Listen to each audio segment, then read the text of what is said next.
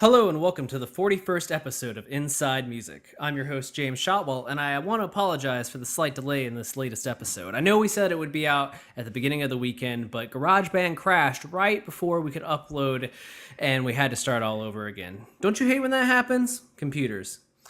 Anyways, this week's episode features James Hart, the frontman for Burn Halo and former frontman for 18 Visions. The theme of this week's episode, and I know we don't always have a theme, but I thought it would be fun to have one this week. The theme of this week's episode is rock and roll. You see, I spent a lot of the summer thinking about rock and roll, and I think many of you probably did as well, whether or not you know it.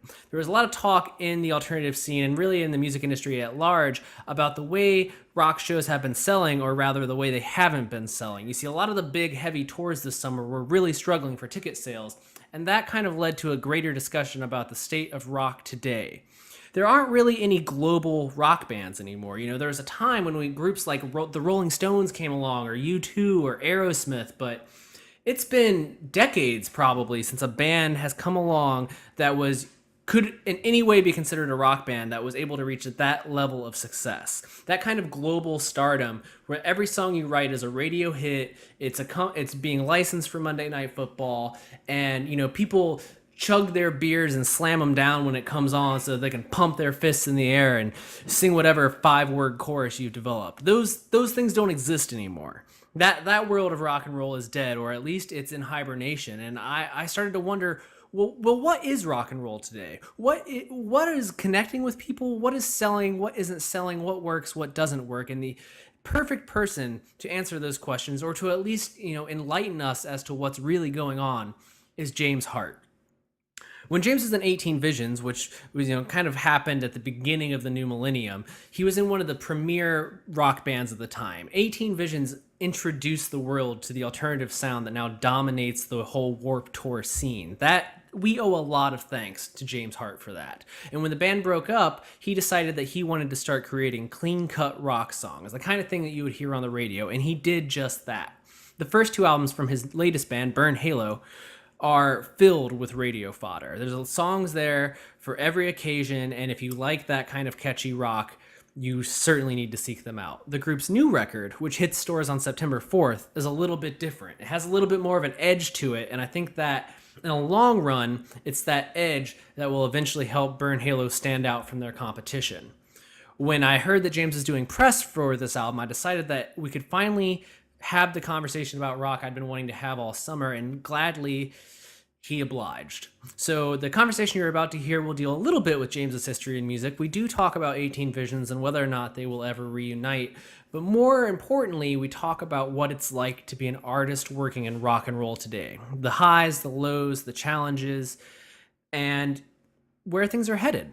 We don't have all the answers, but James has a lot of good thoughts on the matter, and I hope you enjoy what he has to say as much as I did. Before we get there, however, I need to tell you about our sponsor, and let me tell you, it's a good one. This episode of Inside Music is brought to you by Holics, the internet's leading promotional distribution platform. Whether you're looking to get your music in front of the press or you need a little help fighting piracy, Holics has the tools you need. For more information on Holics and access to a free 30-day trial, visit www.holics.com. That's www.haulics.com. Okay? Let's get to the show.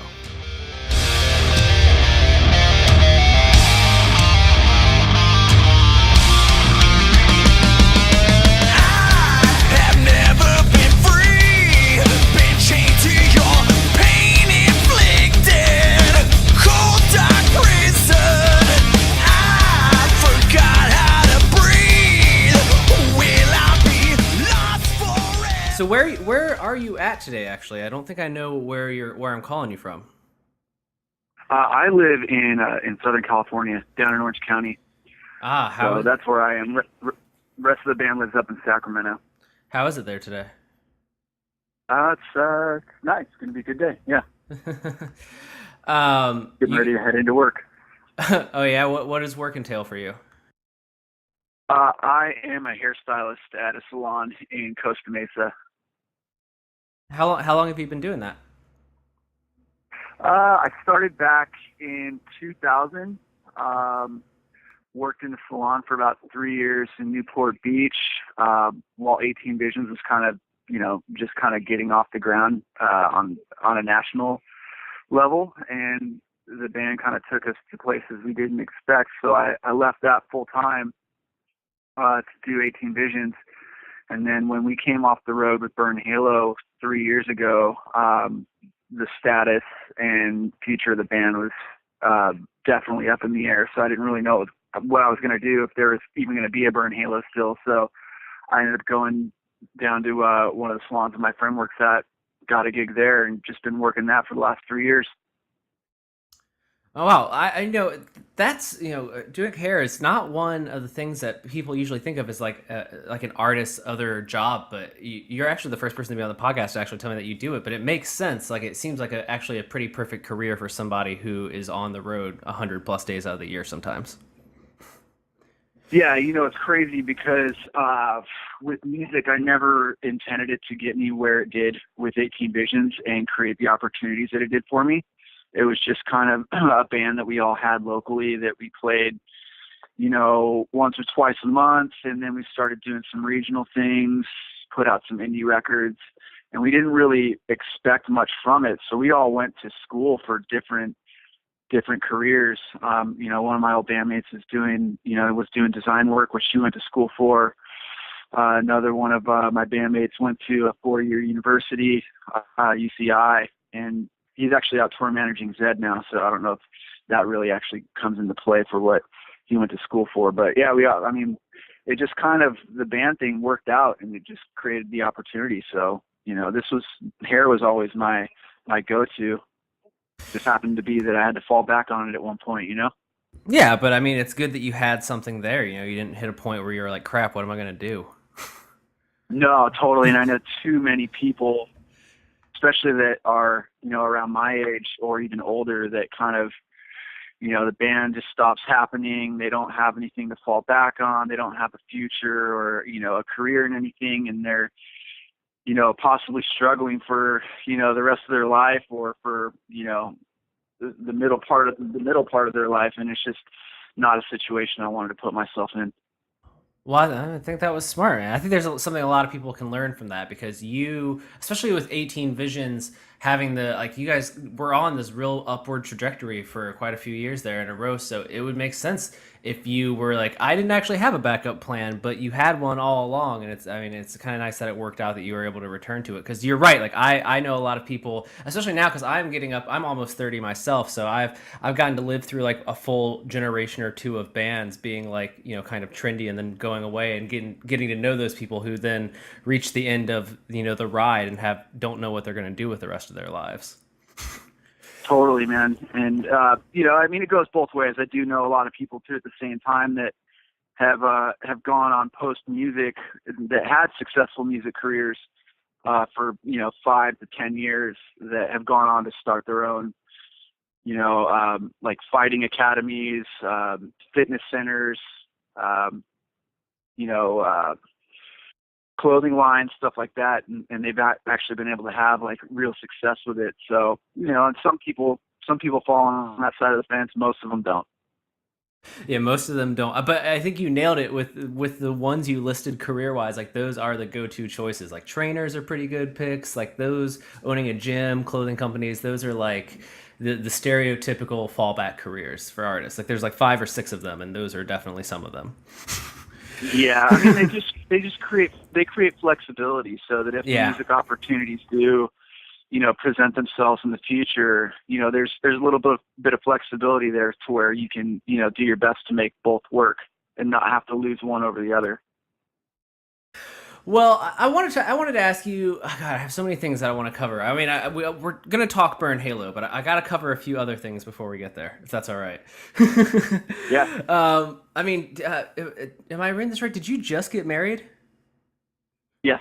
Yeah, man. So what's it like being a married man? How's that going for you? This is like brand new, right? Like relatively recent. Yeah, it's good, man. I mean, honestly, nothing for us has really changed. So it's, it's just I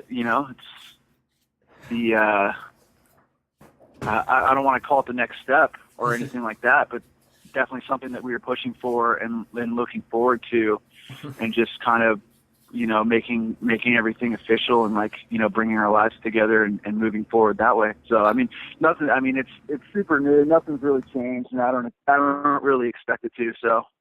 Yeah, but there seems to be this idea that people have that, like, especially in the world of rock, that like marriage isn't something that people in rock aspire to for whatever reason, or that like there's something traditional about that is what for whatever reason kind of looked down upon. And I don't think that's the case, and I think it's becoming more and more not the case. But I'm curious from your perspective, like you've been in music for a while now. You're kind of on your second ride in the industry right now. Was marriage always something that you wanted for yourself, or was it something that you didn't know you'd be able to have, as well as, being like a frontman in a touring rock band? Like, was there ever a time when you didn't think you would get to this point?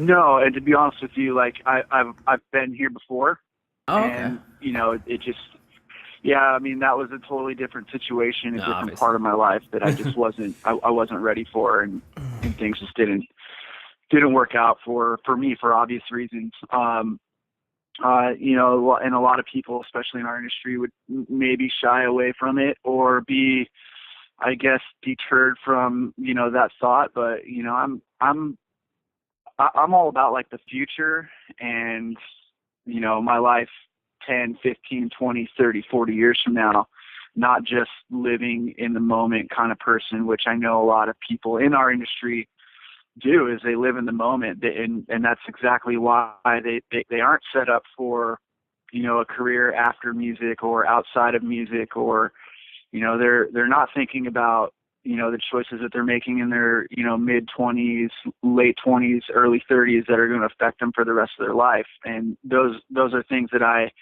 have kind of always thought about. So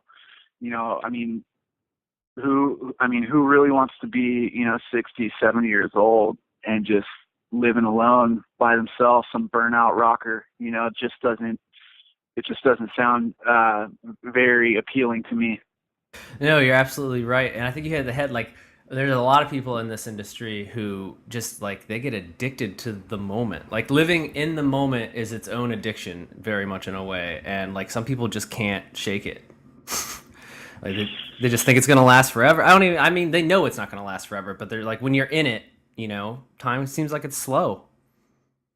Yeah, I mean, God, it just depends. I mean, really though, how many bands that are starting out right now or have been around for the last 5 or 10 years that have a huge level of success are going to be able to sustain it for the next 30 years? Like a Rolling Stones or like a Paul McCartney.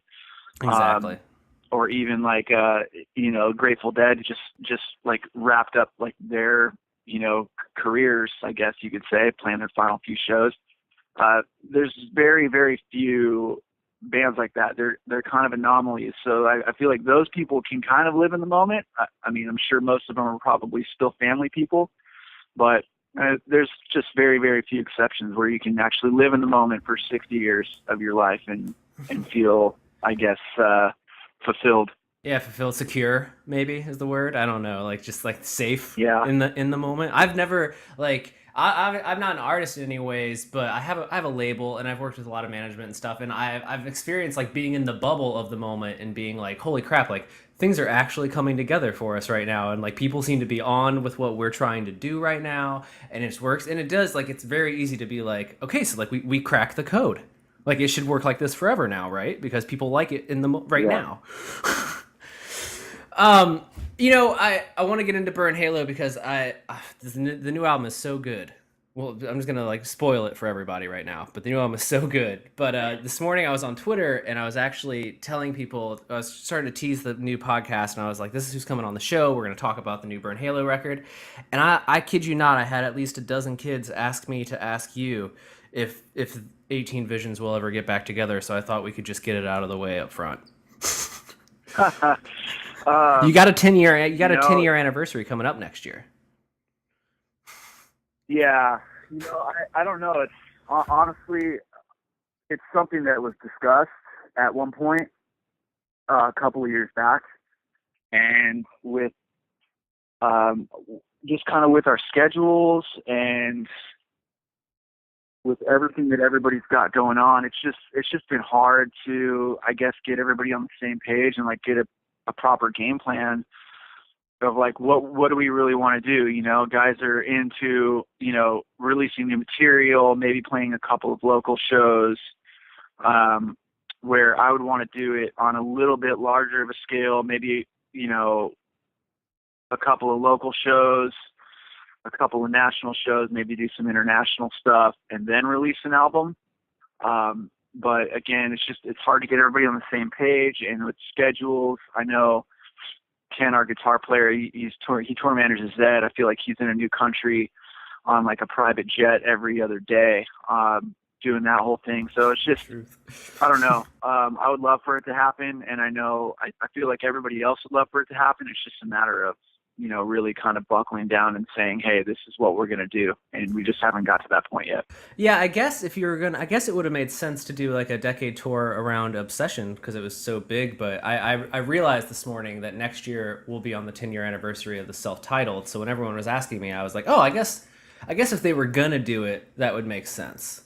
But your reasoning is sound. You know what I mean? Plus, like, you made a good point. Like, you want to have like a plan to do it, and there's no reason to get back together if the only reason you're doing it is like to make money and play 1 or 2 shows. Like, you got to have like something. Like, you should have some more reasoning for doing a better reason for doing it than like, well, we could cash in. Yeah, and just a lot goes into it. I think is what I think people don't understand is, yeah, we could get back together and do 3 rehearsals and just play a show or 2 and just kind of play some songs and half-ass it, but that's not the type of band that we were, and that's not the type of people that we are. So, I mean, it would take, I feel like, a couple of months of solid rehearsals, a few nights a week and getting, a game plan together to make it worth it. I feel like, if we're going to rehearse that much for 2 shows, then there's got to be more than just 2 shows. Otherwise, it just, for the amount of time that we're putting in to rehearse and tighten up the songs and get our skills back. Some of the guys probably haven't been playing for quite a while. It just you've got to have more than just 2 or 3 local shows, in my opinion. Oh yeah, definitely. Plus, like you and other members have stuff going on. Like in order to do something like that, you would have to take like a significant amount of time away from your Burn Halo efforts. And you got this new album about to come out. You'd probably like to promote it for a while. Yeah. Do some stuff with it. And it just depends on like the opportunities that are presented and what makes sense, for everyone personally. So it's, one of the old guys, Keith from 18 Visions, he's got a family now, he just had a child, and it just makes things more complicated, when everybody's kind of, growing up and they have their careers and their things that really like generate income for them. And it's hard when you're trying to support a family or, save up for a future to walk away from that just to do a couple of shows, Definitely. Let's move up to Burn Halo, because I feel like, I mean, I said it a second ago, I really enjoy this new album. I feel like I know you have 2 other full lengths out, and I've heard them both, but for me, like, this was the first time I heard a Burn Halo album, and from like the first song I was like, okay, like this is like I was 100% on board from the very beginning. Like, I feel like what you guys have been kind of working towards, you've really hit a stride with this release, and it's very impressive. So congratulations on that first. Thank you. Now, I read that you've actually wrote the majority of this record in 2013. So what's been the wait for the release in, we're almost to the fall of 2015 now. Yeah, I mean, we started writing the record back in actually 2012 while we were touring, and we like I said, when we came off the road, things were kind of up in the air. We didn't know what was going to happen. We had no booking agent, we had no management, we had no record label, and we had no idea, where things were going to go. And we sat down with our manager, who wanted to put the record out. Unfortunately, after we had finished writing and recording it, there was some fallout with different business partners, stuff like that, where we just weren't. We had no home for the record. We had this finished product and no home, and finally, after a year and a half of searching for a label that would get behind it and promote it and market it the way that we needed it done, we found a home with E1, which is awesome, and we're just really, really excited to finally have a record out. And it's been sitting in our back pockets for so long. Yeah, well, I think Wolves of War has been out since like the beginning of 2014, right?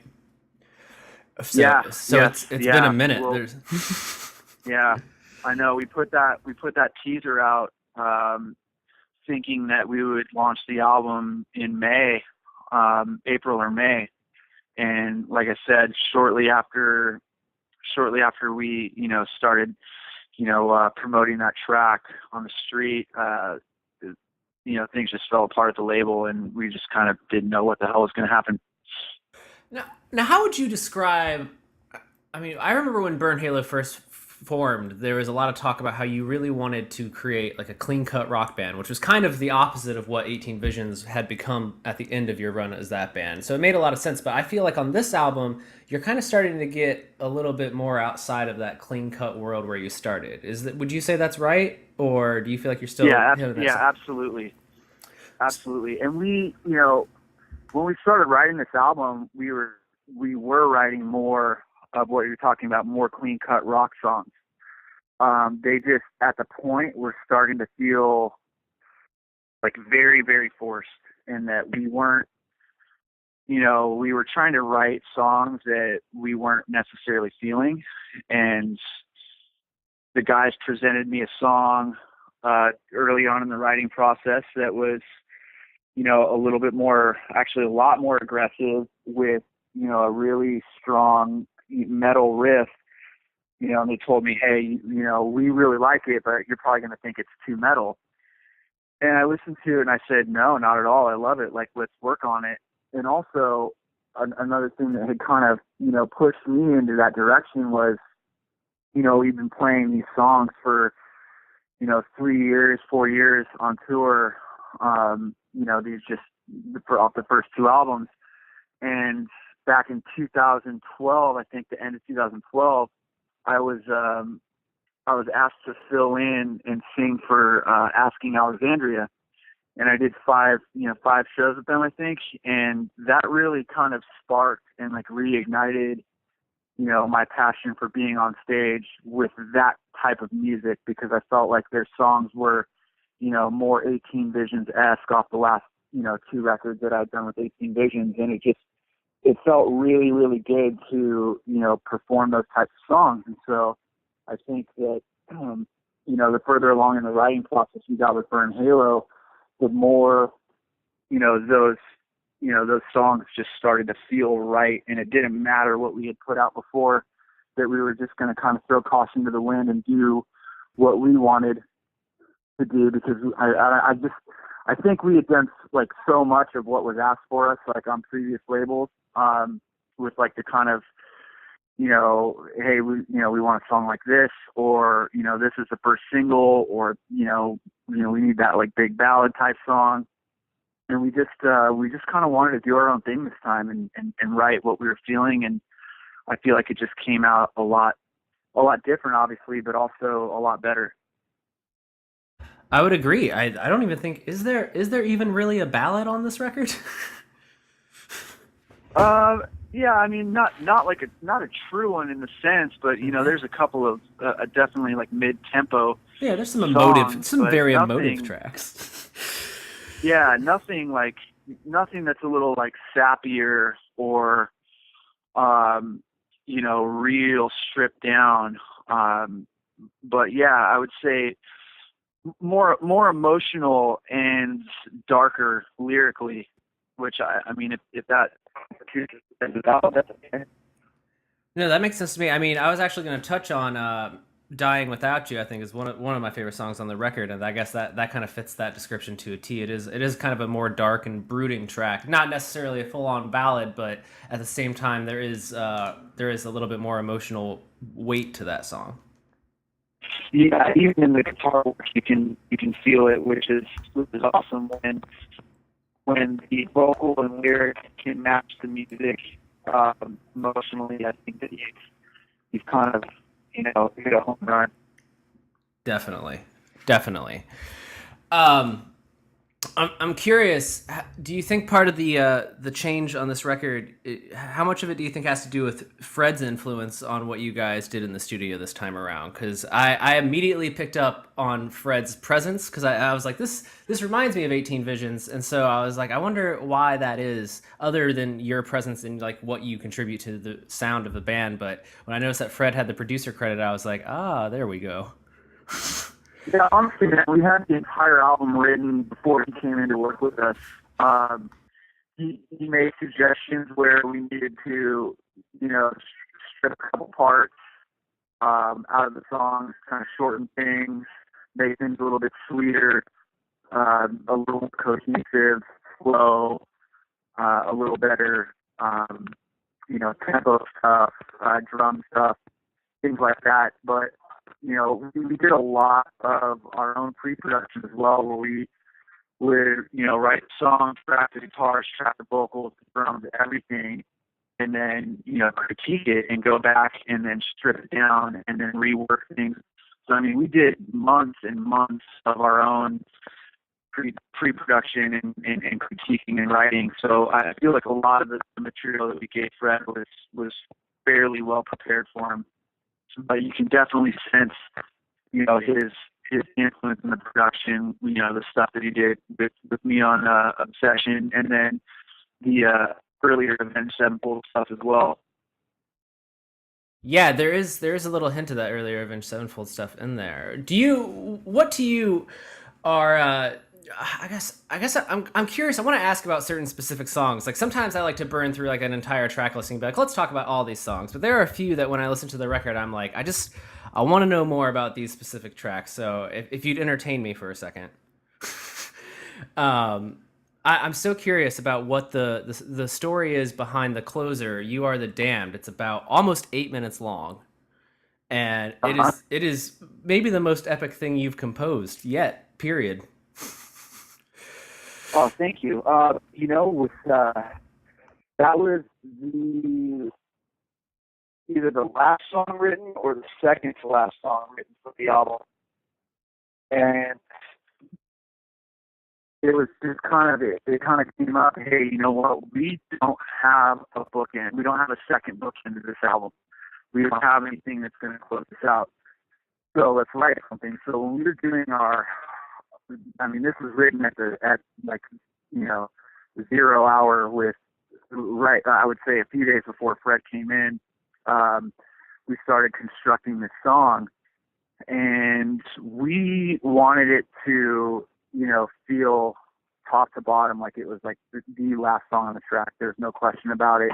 It felt right. You knew that as soon as it started that was going to be the last song on the album. We wanted to create just this big orchestrated sound. We didn't care that it was going to be almost 8 minutes and long and drawn out. That didn't really matter to us at all. I know a lot of times when I hear an 8-minute song, I get sick of it, but I feel like from part to part, it's still so fresh all the way through that we don't necessarily overkill any one thing. And, I think I'm really, really proud of where we were able to take that song in such a short amount of time. Yeah, it is. It's a very big. It's cinematic. It has the catchiness of a far shorter song, which I think is what really makes it work. Is like it might be 8 minutes long, but it has this hook that works. That's really catchy and kind of easy to sing along with. That when it hits you start. It doesn't matter that the song's been going for so long because you're kind of like, oh, that awesome chorus is back. So I think that's kind of the key sometimes to like the really big rock songs is like if you can make at least part of it so catchy that people like keep wanting more of it, then song could be as long as you want it to be. Yeah, I mean, writing a great chorus is just so important because that's the hook of the song, And it's important because people connect with that melody, and if the lyric is great along with that melody, again, you've got success with that song. Exactly, and I feel like the world of rock, this is kind of what I wanted to segue the last little part of our conversation into here, is I wanted to ask you what your thoughts are on the current state of rock and roll, because Burn Halo is a band that for the first two albums are very much like you said, clean cut rock is a good way to describe it. It was perfect for radio, well bid. Now you're definitely expanding on this record, but I don't know that there really is like a generic version of rock anymore. And there's been so much talk this summer of the declining sales for like mid-level rock bands, and how a lot of rock and metal acts are having a hard time finding traction on the road or making things last and work for them. So you, being somebody who's ridden the whole ride of the industry once, you're 3 albums into your second trip, you're doing exactly what you want to do, and you have fans behind you. What does the current state of rock and roll look like to you? It looks like it's an open door. I feel like when I talk to people in the industry about what's going on at rock radio, some of the bands that didn't have the opportunities that they would have had 10 years ago are getting them now, and a chance to really grow and expand on their fan base because of that new outlet that they never were able to have. 18 Visions tasted some of it, Atreyu got some of it, Avenged Sevenfold obviously is still around and dominates it. But, bands like Bullet for My Valentine that have still been able to, sustain that radio presence along with, that underground fan base that they built. Asking Alexandria is another band that's been able to capitalize on it. Bring Me the Horizon. Those are the bands. To me, that's kind of the future. If you can be a heavy, aggressive metal or rock band and have those hooks and choruses along with the lyric that connects, I feel like that is where music is going, and I feel like that's where we fit right in with tracks like Dying Without You, tracks like Fuck You, Until the End. Those are the songs that really, have a chance to flourish at radio, and at the same time, while we're out doing our thing on the road, building those core fans, because we have a heavier album. We've got a more metal album this time. We've got, I feel like, a lot more substance to the album from start to finish, and I feel like a lot of rock bands, they just don't have that, which is why they have a harder time building that core fan base than, the edgier or metal bands do. I mean, look at the success of Five Finger Death Punch. They're massive, and to me, they're not necessarily, a rock band. They're much edgier than that, and they have such a different feel than everything else out there. Like All That Remains, bands like that. That's where I feel Burn Halo could be headed. Yeah, I think you make some great points there. You're absolutely right. There's kind of like almost like a hook to a lot of those bands, especially like Five Finger Death Punch. They're a band that I wouldn't necessarily listen to myself, but they came onto my radar not because someone was like, "Oh, you need to hear this band," but because they've been able to like cultivate like a whole community around them. Like the people who love that band are so dedicated to that band, and there's something about cultivating a kind of a fan relationship like that those edgier bands I feel are able to do, because they do have something that makes them unique. Like they're a rock band, but they have that edge, or they have something that kind of makes them just a little bit unique, and that gives people a reason to care about them. Yeah, they put an album that, song in and song out, like, have something to them. It's not just 4 singles on a record and a bunch of half-ass written rock songs with no substance. There's something to it.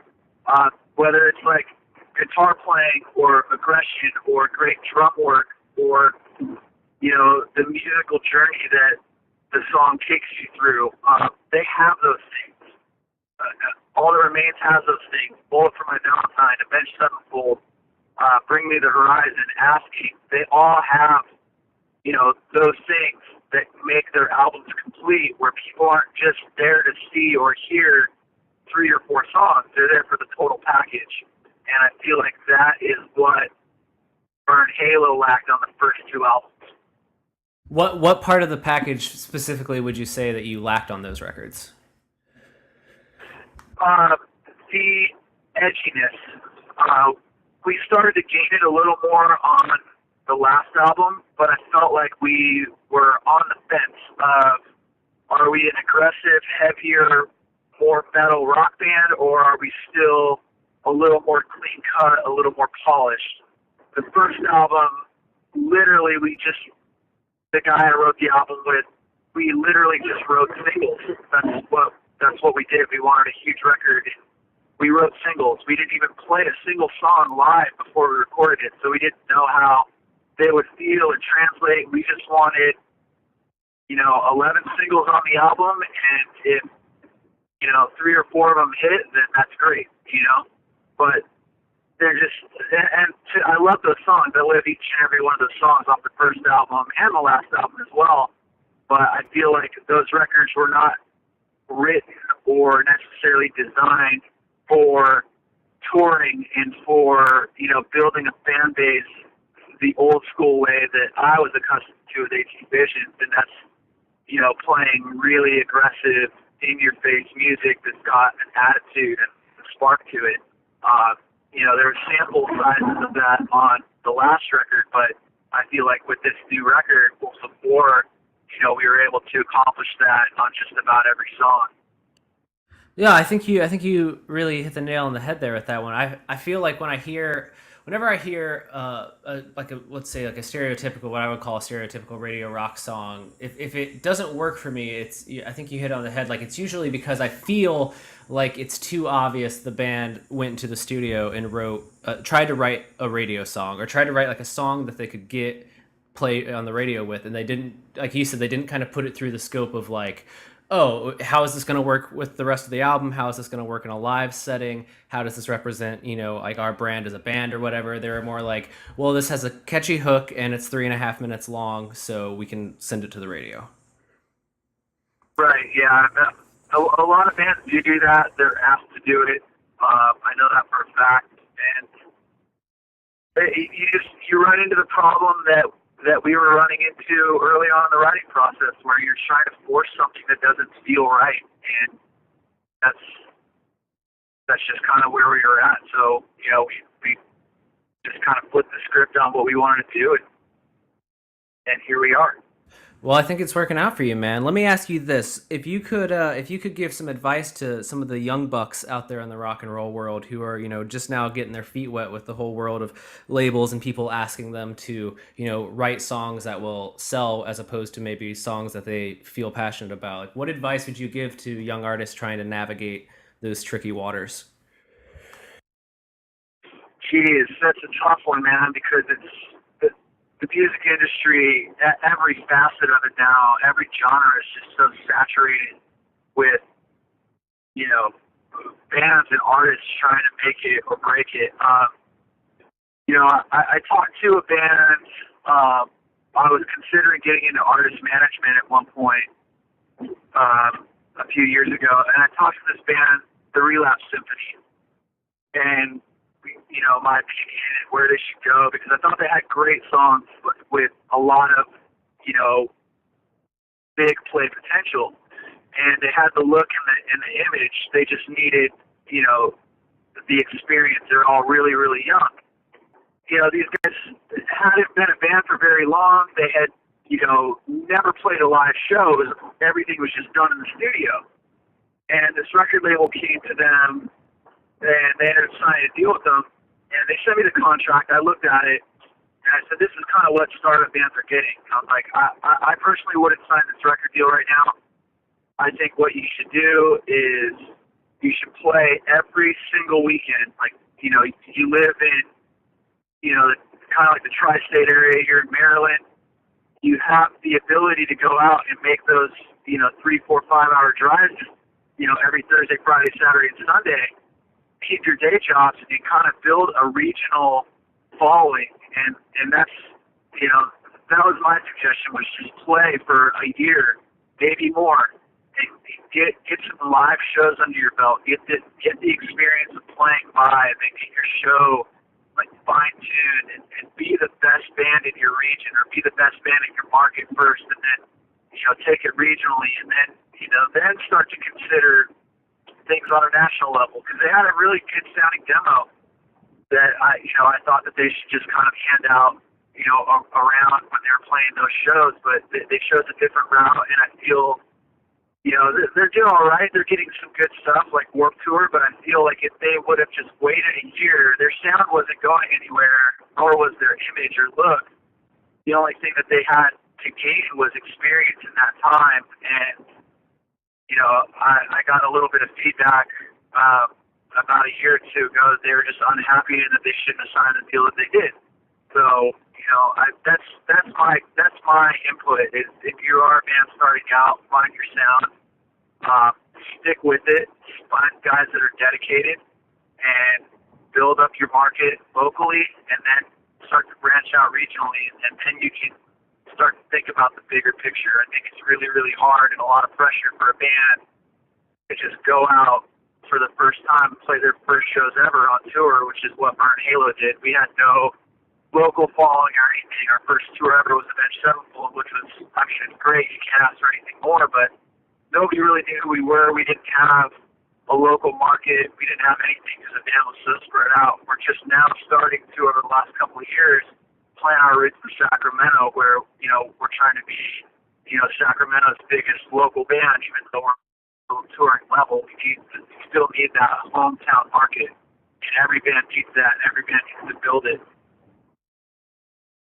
I think that's great advice, man. I think you hit the nail. I think you really summed it up well. I think that's what I always tell bands. Like, there's really no time when you have enough experience, and you should always be playing live. And I'm a big proponent of still building a dedicated following from your region out, however you can.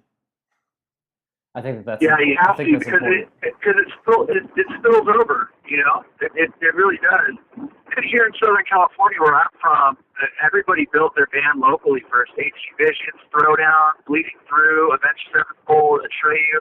Everybody built locally, and then regionally. And it's a lot harder to build regionally out here because the markets are farther, the drives are farther.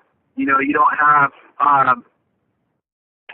so many major market cities or quality secondary markets that you can play in a 2 or 3 hour drive. Everything's 6, 7, 8 hours away, so it just makes it a little more complicated. I feel like if I was that band and I was out there in that area, I really would have taken advantage of it and just waited it out. What's the rush? Exactly. Well, I appreciate you taking the time to talk to me today, James. I dig the record, and I really hope that people check it out, because I know that the last 2 Burn Halo records, we kind of touched on this a lot in this conversation, they are a little bit more straightforward rock, but this album, I think, has a lot broader appeal, and I definitely think it's your best album yet. It might be your best album that you've released, period, but it's definitely my favorite Burn Halo record yet. So I wish you the best of luck. It comes out September 4th. Do you guys have a big fall tour or anything you want to plug real quick? Yeah, we're going out in September, doing about 6 weeks of tour dates, headlining. We've got our single "Dying Without You" that we are currently promoting to radio, so hopefully that'll start to pick up once the album drops. And then we've also got a killer video that we did with a friend of mine for "Fuck You," which is really, really cool. I encourage music fans and music video fans to check it out, because it's very, very different for our type of band to make a video the way that we did. I feel like it's definitely very cinematic and movie-esque, and I feel like it's a cool and fun watch. Awesome, man. Well, that's great. We'll make sure that we plug it in the post and stuff too. Burn Halo is just at Burn Halo on all the social networks, right? If the kids want to keep up with you. Yeah. All right, dude. Well, I think we've covered everything, man. Thank you so much for coming on the show today. I really appreciate you talking to me about this, because the world of rock is one that I feel like gets discussed a lot by people who don't necessarily know much about the inner workings of it. So I think it's important to actually speak to people in it and be like, hey, what's actually going on? What's it really like? Yeah. You get a lot of times you get people who work in like pop or hip hop or even urban music who want to comment on the world of rock. And when you're in rock, you know that it doesn't function anything like the worlds of pop and hip hop. So I feel like I'm happy that we could get you on to kind of give us the counter view. Yeah, absolutely, man. My pleasure. All right. Thank you. Have a great week, man.